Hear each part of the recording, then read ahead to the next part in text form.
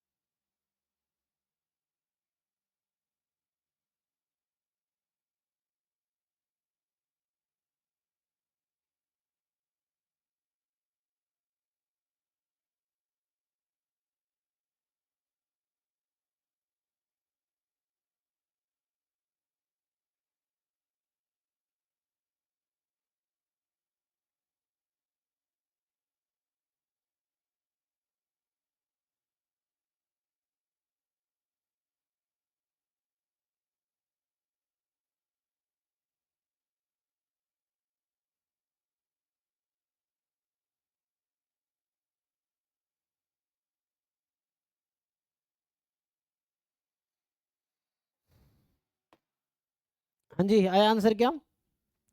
तो so what it is saying?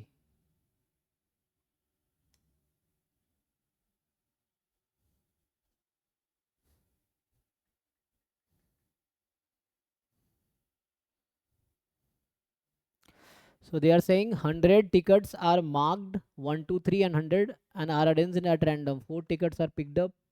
These tickets are given 4 persons A, B, C, D. What is the probability that A gets the ticket with the largest value and D gets the ticket with smallest value? Okay. So सोचो क्या हो सकता है, sample space में कितने element होंगे इसमें? जो सैंपल स्पेस होगा उसमें कितना एलिमेंट आएगा?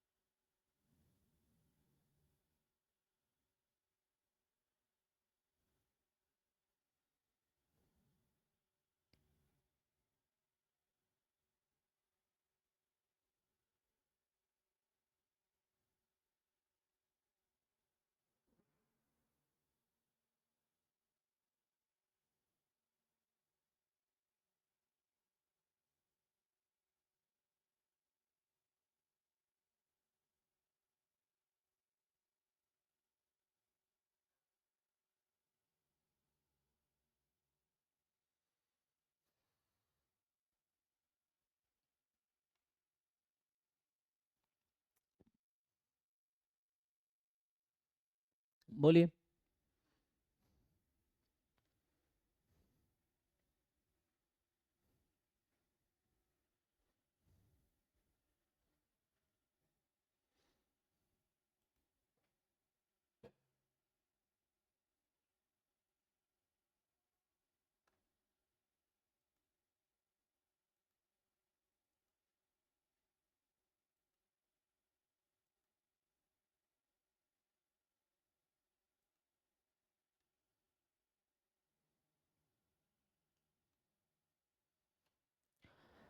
देखो कई सारे अप्रोच हो सकते हैं इसके। सो एक तो है कि like 4 number you are selecting at random, है ना, आउट ऑफ 100।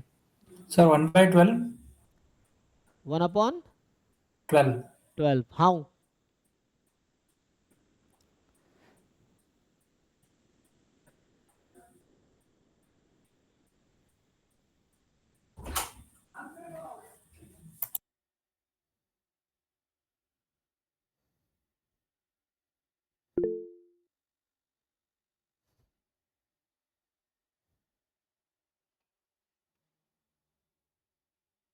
अच्छा अब काम नहीं कर रहा? ओहो, एक सेटिंग चेंज करने से ऐसा हो जाता है?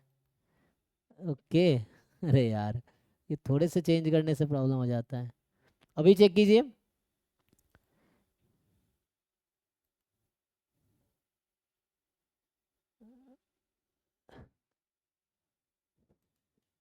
अभी ठीक है? देखिए श्रीकांत। अरे यार। हेलो सर, हाँ आवाज आ रही है? अब ठीक है ना? हाँ इट्स फाइन नाउ। हाँ सर, अब ठीक है। क्या अरे किया था आपने? वो शायद तो वही मैं दिक्कत है। मैं यहाँ पे भी जैसे इसका माइक ऑन था, तो मैंने बस उसको ऑफ कर दिया था, एक म्यूट मतलब एक वीडियो ऑन ऑफ कर दिया था। तो लाइक अभी वीडियो ऑन करने का ऑप्शन होगा आपके पास, वो पहले ऑफ था उसको ऑन कर दिया। तो इस तरह से चेंज करने में मुझे लगता है ये थोड़ा टाइम लेता है। Anyway yes sir. ठीक है। अरे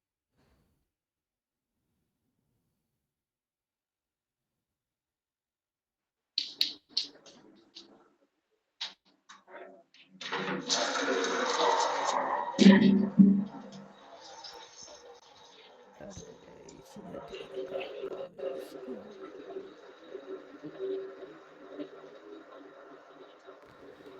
okay so now the question is, देखो, सो 4 नंबर यू आर सेलेक्टिंग ना। अरे माइक म्यूट कर लीजिए। सो यहाँ से क्या आएगा?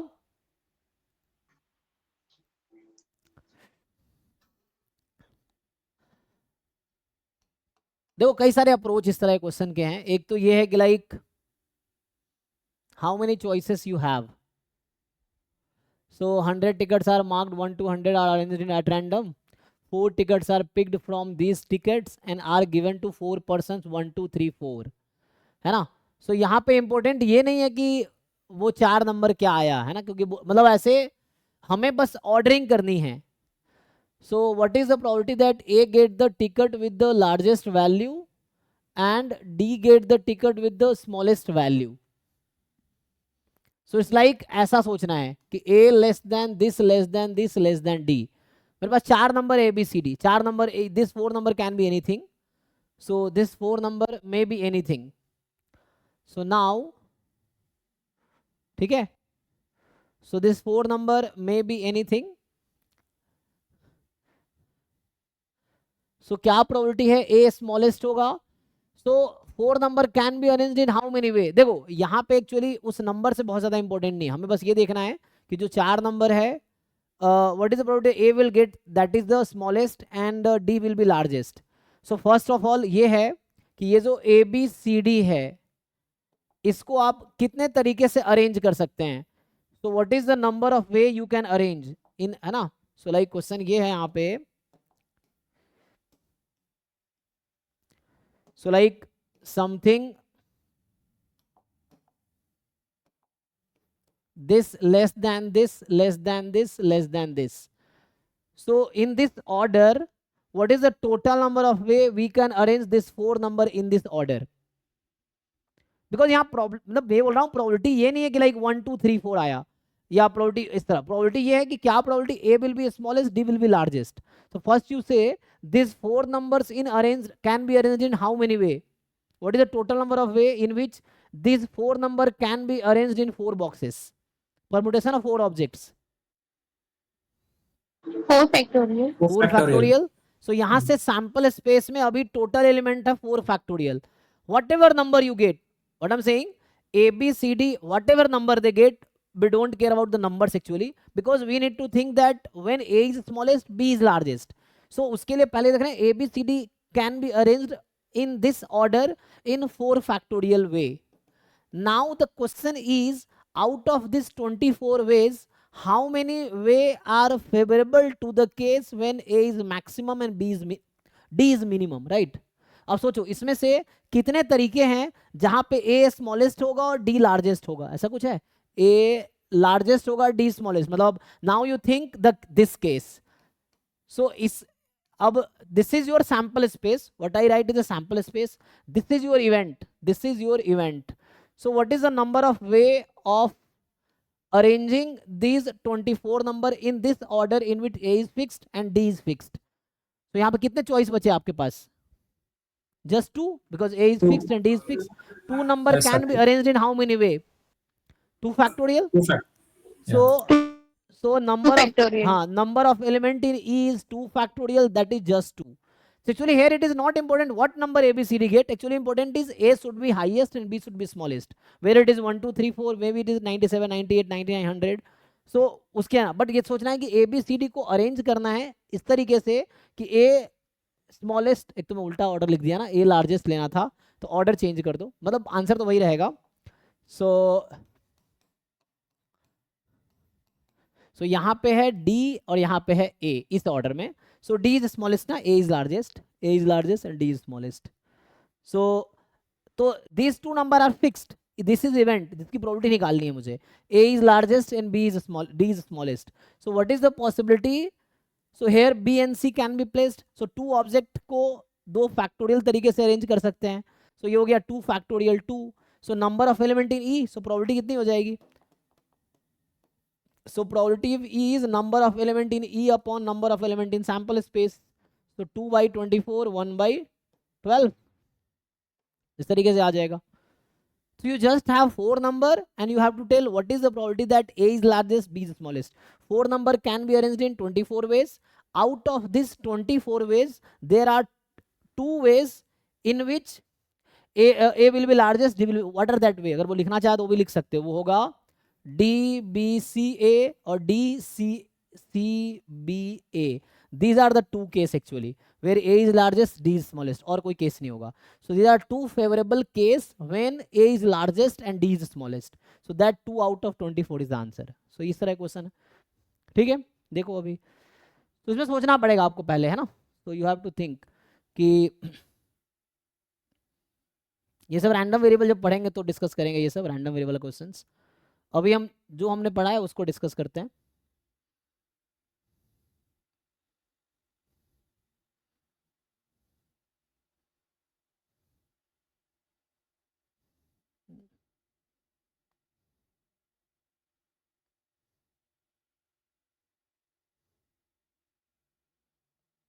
ये मैं कल ही बता रहा था आप लोगों को, चलिए ये ट्राई करते हैं। सो कल का ये क्वेश्चन था जो मैंने कहा this is based on axiomatic definition of probability. आप पता नहीं कितने लोगों ने ट्राई किया आप में से। So this question is based on axiomatic definition of probability, ठीक है। ये एक्सोमेट्रिक डेफिनेशन है बेस्ड है। सो आप बताइए क्या आंसर आएगा। अभी मैं सॉल्व करता हूँ, first you try. So this is based on axiomatic definition of probability. So Q is a function. So Q will be probability. कौन सा पार्ट है इसमें Q प्रोबेबिलिटी होगी? So omega fp with a probability space and let A be an event with probability A more than 0. In which of the following cases does Q define a probability measure on omega f? F is the sigma field, omega is the, so this is a sample space, है ना? This is a sample space because triplet is probability space and this order pair is sample space. When sigma field is non-trivial other than the power set of omega, so it is the sample space. तो आप लोग बताओ सोच के, which one out of this is probability measure or probability function or just probability? इनमें से कौन कौन सा है जो just probability होगा?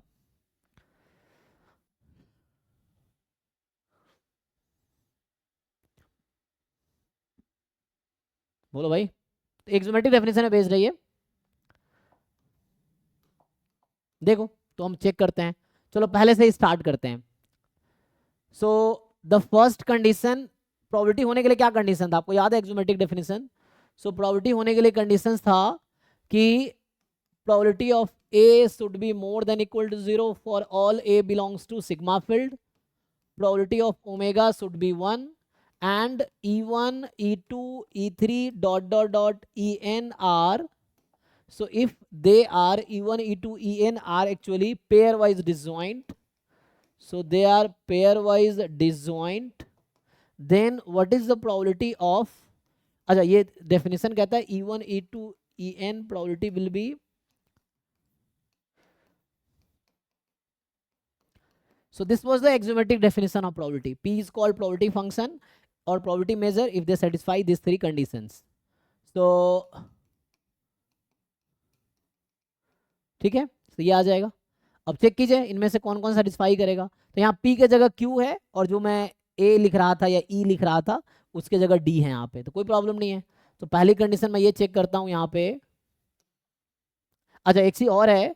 सो यू नो व्हाट, अगर ये प्रोबेबिलिटी मेजर होगा, if P is the probability, if P is probability, तो बताइए मुझे प्रोबेबिलिटी ऑफ इम्पॉसिबल इवेंट क्या होगा और प्रोबेबिलिटी ऑफ श्योर इवेंट क्या होगा? तो ये तो आप जानते हैं, इम्पॉसिबल की 0 आएगी और ये 1 आएगी, ये सब जानते हैं आप लोग.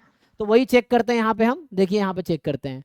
सो यहाँ पे क्या कीजिए, अगर मैं D के जगह एम्प्टी सेट रखता हूँ, मान लो लेट से, तो पहला D के जगह मैं अभी एम्प्टी सेट रखता हूँ 5, तो चारों ऑप्शन में रख के देखते हैं, तो जो 0 नहीं देगा वो पक्का आउट हो जाएगा.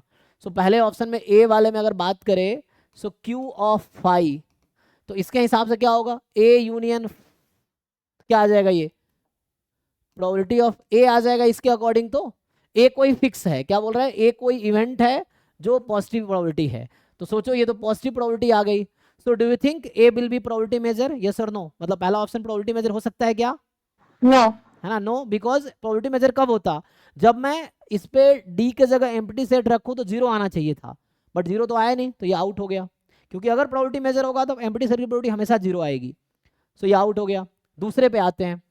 अब मैं जैसे दूसरे में बात करूं कि बी ऑप्शन में देखो, वन रीजन और one example is enough to say false. False बताने के लिए एक एग्जाम्पल काफी है. तो अभी मैंने कहा जैसे ये, अब मैं ये चेक करता हूं. देखो यहाँ पे जैसे आप सोच रहे होंगे बी में कि अगर बी में Q ऑफ मैं अगर 5 निकालूंगा ना, तो यहाँ मैं 5 रखूंगा D को, तो ये A इंटरसेक्शन 5, तो 5 आ जाएगी, तो ये तो 0 आ जाएगी. बट अगर मैं आपसे पूछूं Q ऑफ ओमेगा, तो इसमें D के प्लेस पे ओमेगा रखो तो आंसर 1 आना चाहिए. चेक करते हैं 1 आएगा क्या. सो D के प्लेस पे हम क्या रखते हैं, ओमेगा. सो ओमेगा रखिए, A intersection omega. So omega तो set of all possible outcome है और A तो इवेंट है, तो इवेंट जो भी हो, क्योंकि सिग्मा फील्ड में सबसेट आता है ओमेगा का, तो A तो ओमेगा का सबसेट होगा. तो मैं बोल रहा हूँ A इंटरसेक्शन ओमेगा क्या आएगा, A आएगा, because A is subset of omega. So A is subset of B, then A intersection B is A. So this A is subset of omega. तो यहाँ पे ओमेगा, क्या ये 1 होगा? क्या ये हमेशा 1 आंसर देगा? Is it 1 always? No. है ना.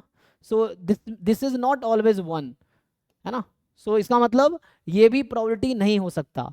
सो B can not be the probability measure. Third पे आते हैं. क्यू ऑफ डी बोल रहा है probability of A given D, अगर डी सिग्मा फील्ड का मेंबर है और डी की प्रोबेबिलिटी 0 है. 0 होगा अगर डी की प्रोबेबिलिटी 0 है. Okay, so P D is 0 this. और दूसरा यहां पे बोल रहा है कि Q of D is D given A. So फिर से इसी में मैं काम करता हूं. देखो जैसे आपसे अगर पूछा जाए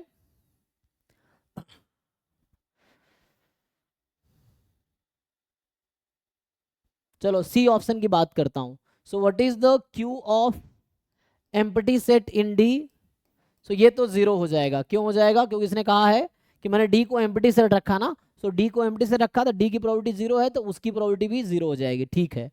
अगर मैं निकालता हूं क्यू ऑफ ओमेगा, सो ये कितना आएगा? मैं सी ऑप्शन की बात कर रहा हूं. हम टॉकिंग ऑप्शन डी सी. अब डी के जगह रखते हैं हम ओमेगा रखते हैं. सो क्या होगा? ओमेगा रखेंगे तो probability of A given omega. इसको जरा कैलकुलेट कीजिए आप लोग. तो इसको मैं अगर कैलकुलेट करूंगा तो क्या आएगा देखिए. So if we calculate it, so ये आ जाएगा probability of A intersection omega upon probability of omega. और ओमेगा की प्रोबेबिलिटी तो 1 होनी चाहिए. मतलब पी प्रोबेबिलिटी ऑलरेडी है ना. पी तो प्रोबेबिलिटी है पहले से पता. क्यू को चेक करना है. इसमें जो पी कहीं भी यूज हुआ है, P is already probability measure. We have to check whether Q is probability measure और नॉट. ठीक है. सो पी तो है प्रोबेबिलिटी मेजर. तो यहां से आ जाएगा A intersection omega. Again A is event, तो A intersection omega is A only because omega is a sample space, और you say set of all possible outcome, not sample space, set of all possible outcome. So it is universal set in sense of set theory. So it is actually probability of a upon 1. So again ये probability of a आ गया. But अगर ये probability measure होता C option, तो answer क्या आना चाहिए था? इसका आंसर 1 आना चाहिए था, लेकिन 1 तो होगा नहीं हमेशा. तो इसका मतलब ये भी आउट हो गया. तो चूंकि 3 ऑप्शन आउट हो गया तो चौथा ट्रू होगा. That's all. तो D is the correct option. So बस हमने क्या किया, डी के जगह 5 रखा, जिस आंसर 0 देना चाहिए, नहीं दिया तो आउट. ओमेगा रखा, 1 आना चाहिए, नहीं आया, आउट. तो आउट हो गया. तो only D is the probability measure. अब आप चेक कर सकते हो this D option will satisfy all this 3 conditions. Non negative आएगी, ओमेगा 1 आएगा, ये आएगा, एम्प्टी सेट पे 5 आएगा, ये आएगा, ये सब आना चाहिए. So simply. ठीक है. सो ये question axiomatic definition of probability based था. तो आज हमने क्लास में टोटल 5-6 क्वेश्चन सॉल्व किए हैं, जो है ना, हाँ 6 क्वेश्चन आई थिंक, जो CSIR नेट के आए, जो थ्योरी मैंने कल और आज में पढ़ाया है उसी थ्योरी पे बेस्ड. सो ऐसे ही जो टॉपिक पढ़ते जाएंगे उससे क्वेश्चंस करते जाएंगे. बाकी you have freedom to solve as many question as you can solve. कोई भी डाउट आप मुझसे पूछ सकते हो. यहाँ भी अभी जो क्लास चल रहा है इससे रिलेटेड, नहीं तो 11 से 12 डाउट क्लास डेली लेता हूँ मैं, ऑल 7 डेज. मतलब जिस दिन अवेलेबल हूँ, कभी मैं बाहर गया हूँ तो क्लास नहीं होती, अदरवाइज जब अवेलेबल हूँ. सो आप उसमें मुझसे डाउट डिस्कस कर सकते हैं, इस टॉपिक का भी या किसी और को. मतलब मेन है आपको एग्जाम निकालना है, आपको मेहनत करना. आप ये मत सोचो टीचर इतना दवाई दे दे कि बस वो दवाई खा ले और एग्जाम निकल जाए. तो ऐसा होता तो मैं सारे बच्चों को एक ही दवाई दे देता, पढ़ाने की जरूरत नहीं पड़ती मुझे. सो थिंग इज, जो स्टूडेंट खुद कर रहा है उसी का एग्जाम निकलेगा, है ना. सो अभी के लिए यहीं स्टॉप करते हैं. चलिए गेट का क्लास स्टार्ट करते हैं. तो गेट वाले लोग अटेंड कर सकते हैं. Thank you. हाँ आई थिंक कुछ तो गड़बड़ है. हाँ आई थिंक यस, मैंने कैमरा का ऑप्शन स्टॉप किया है, लेकिन आपका माइक का ऑप्शन स्टॉप हो गया. कुछ और लोगों का भी यही दिक्कत है. आई डोंट नो ऐसा क्यों हो रहा है. अब मैं कैमरा का गलती से ना, बच्चों का कैमरा ऑन हो जाता है क्योंकि कैमरा का ऑप्शन ऑन रखते हैं, तो ये दिक्कत है ना. चलिए ठीक है, अभी गेट की क्लास होगी. सो दो इनको गेट क्लास करना है. अब आप अनम्यूट शायद कर पाएंगे. देखिए मैंने कैमरा ऑन कर दिया है तो यस सर. तो कैमरा के साथ आपका माइक भी ऑन ऑफ हो जा रहा है. हाँ हाँ यही बग है सर. आई डोंट नो कैसे इसको दूर करें.